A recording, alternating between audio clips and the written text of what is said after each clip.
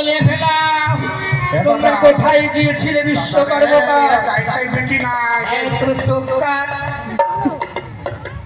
বাবারে ও শিবির মেয়ে, তাতে সত্যি সত্যি কইয়ে দে, শিবির কইয়ে দে। হ্যাঁ, একটার নাম দুর্গা, একটার নাম মিতা। এরা দুই বিটি সারা বাড়ি। একটু শুন আমা, সত্য করে বললে এর বিনিময় কি দিবে? কি এর বিনিময় কি দিবে? তোমরা কোথায় গিয়েছিলে সত্য কথা বলো আমার নিকটে। আগে বর দাও, তারপরে বলবো। আগে বর নিবি? হ্যাঁ। আমার সঙ্গে চলো না। না, আমি কোটি নাগ মাতা নাগেশ্বরী বিশহরী, আমার সঙ্গে তোমরা দুটি ভাই ছলনা করছো।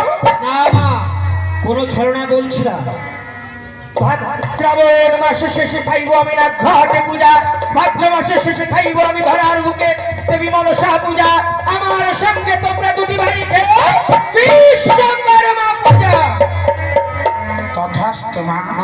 দাদা তুই বলে দে, আমি বাড়ি যাচ্ছি। আমি নিঃসন্দেহ আসর ঘর তোর করতে গিয়েছিলাম হেতাল বড় সেতাল পর্বতে।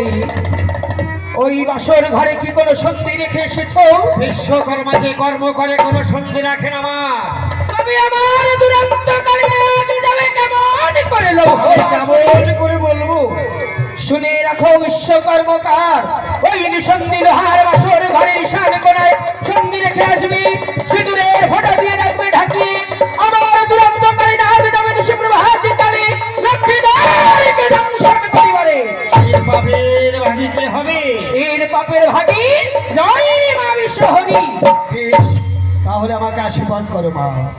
আর যদি কোনো অসুবিধা হয় বলবে ফেলে গিয়েছিলাম নীলবাটালে নিতে এসেছি তাই, তাই তোমার মনে কোনো সন্দেহ নাই। আর এই কর্ম যদি না করতে পারো চম্পকনগর চন্দ্রধারের সাথে যেই বিপদ